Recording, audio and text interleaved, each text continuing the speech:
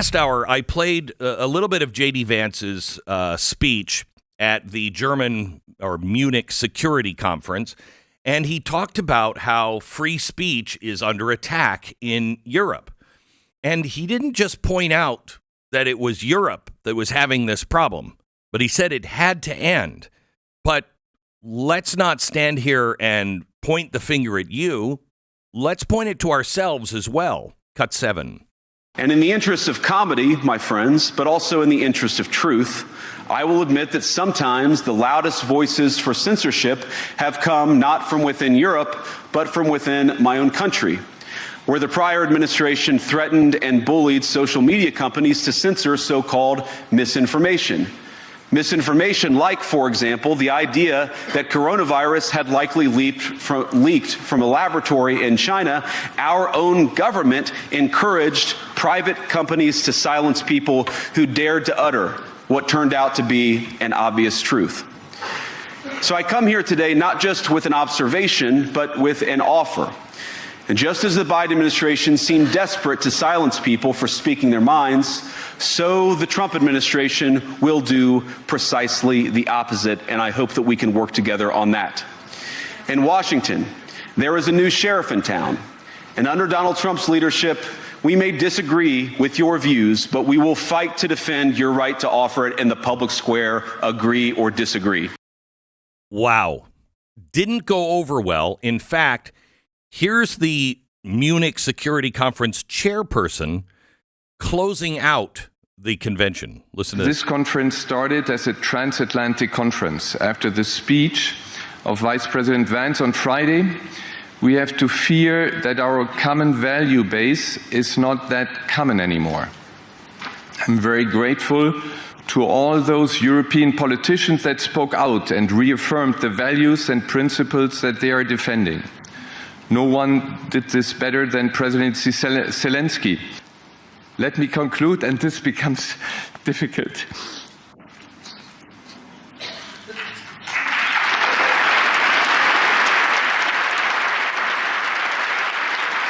He was applauded for crying that we don't have the same values in common anymore. If this is the way Germany and the rest of Europe feels about free speech, then yes, we don't have the same values. And I don't care if we stand completely alone. We've done it before. And when it comes to freedom of the individual, if that's what it takes, that's who we must become. We have to square our shoulders and remember our principles. Yes, if you want to shut down free expression and free speech, which means you have to let the worst be said so you can actually have dialogue, learn from one another, learn from the past, and not just become a zombie robot with an out-of-control government that you can never speak against. Well, that's who we are. That's what we stand against. I will tell you that their own people, I can guarantee you, are not for it. How do I know? Well, let me show you what happened on 60 Minutes. Here's 60 Minutes joining a German police censorship raid. It's 6:01 on a Tuesday morning, and we were with state police as they raided this apartment in northwest Germany. Hier ist die Polizei, wir mussten bitte mal mit Ihnen reden. Inside, 6 armed officers searched a suspect's home, then seized his laptop and cell phone. Prosecutors say those electronics may have been used to commit a crime. The crime, posting a racist cartoon online. At the exact same time, across Germany, more than 50 similar raids played out. Part of what prosecutors say is a coordinated effort to curb online hate speech in Germany. Now, I don't like hate speech. I don't like seeing racist cartoons. But that is part of life. It depends on who's in power, on how you define hate. And when you have a government able to take away inalienable rights, you have a real problem on your hand. 60 Minutes continues. Is it a crime to insult somebody in public? Yes. Yes, it is. And it's a crime to insult them online as well? Yes. The fine could be even higher if you insult someone in the internet. Why?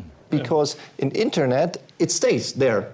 If we are talking here face to face, you insult me, I insult you, okay, finish. But if you're in the internet, if I insult you or a politician... That sticks around forever. Politician. The prosecutors explain German law also prohibits the spread of malicious gossip, violent threats, and fake quotes. If somebody posts something that's not true, and then somebody else reposts it or likes it, are they committing a crime? Yeah, in the case of reposting, it is a crime as well, because the reader can't distinguish whether you just invented this or just reposted it. That's the same for us. Can't be trusted to do that themselves. Punishment for breaking hate speech laws can include jail time for repeat offenders. Jail time. Jail time. If you say something offensive about a politician, did anybody catch that? If you say something offensive about a politician, you can be charged with a hate crime. You do it several times and you'll go to prison. Jawohl, mein Führer. That's a question of how much did we have in common before JD Vance's speech. Apparently not that much. Apparently not. Clearly not. If those are your laws, it's a crime. You can't trust people to be able to decipher whether a quote is fake or not. It's not their responsibility to look it up themselves. Listen to Cut 3, CBS not pushing back. To build their cases, investigators scour social media and use public and government data. Lau says sometimes social media companies will provide information to prosecutors, but not always. So the task force employs special software investigators to help unmask anonymous users. So this is suggesting you kill people seeking asylum here. Lau says his unit has successfully prosecuted about 750 hate speech cases over the last 4 years. But it was a 2021 case involving a local politician named Andy Grote that captured the country's attention. Grote complained about a tweet that called him a Pimmel, a German word for the male anatomy. That triggered a police raid and accusations of excessive censorship by the government. As prosecutors explained to us, in Germany, it's okay to debate politics online, but it can be a crime to call anyone a Pimmel, even a politician. So it sounds like you're saying it's okay to criticize a politician's policy, but not to say, I think you're a jerk and an idiot. Exactly. Yeah. Comments like, you're a son of a bitch, excuse me for using these words, have nothing to do with a political discussion or a contribution to a discussion. And it's up to him to decipher whether it contributes or not. Yes, yes. Boy, you better be careful if you're going over to Germany anytime soon. 60 Minutes finally asks about some free speech issues. Listen to this.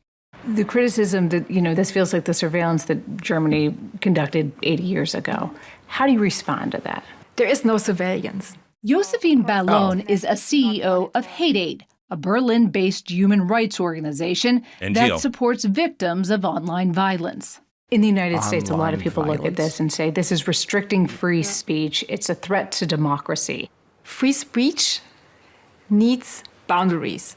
And in the case of Germany, these boundaries are part of our constitution. Without boundaries, a very small group of people can rely on endless freedom to say anything that they want, while everyone else is scared and intimidated. And your fear is that if people are freely attacked online, that they'll withdraw from the discussion. This is not only a fear, it's already taking place. Already half of the internet users in Germany are afraid to express their political opinion. I bet. And they rarely participate in public debates online anymore. Half of the internet users. Yeah, of course. You're putting them in prison when they get when they say the wrong thing. I mean, it is Gestapo with today's technology. I've warned you. With today's technology and what is right around the corner, you put a Hitler in charge of it, and there's not a Jew left in the world. There's no place to hide in the entire world. This is extraordinarily dangerous. Now, That was the extent of the CBS pushback on the Germans. That was a lot, though. Then you get Marco Rubio. And they go to Marco Rubio to ask him about this. Listen. Well, he was standing in a country where free speech was weaponized to conduct a genocide. And he met with the head of a political party that has far-right views and some historic ties to extreme groups. The context of that was changing the tone of it.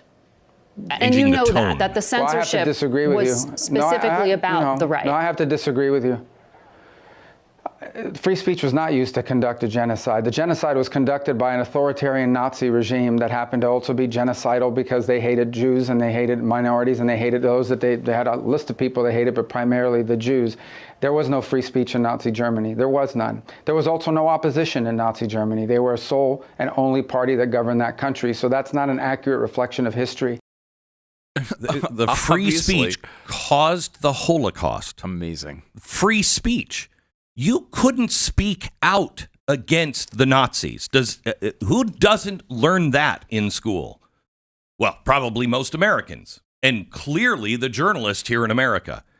You had no free speech. How do you get everybody to give the Heil Hitler salute? You don't do that by becoming popular. They didn't.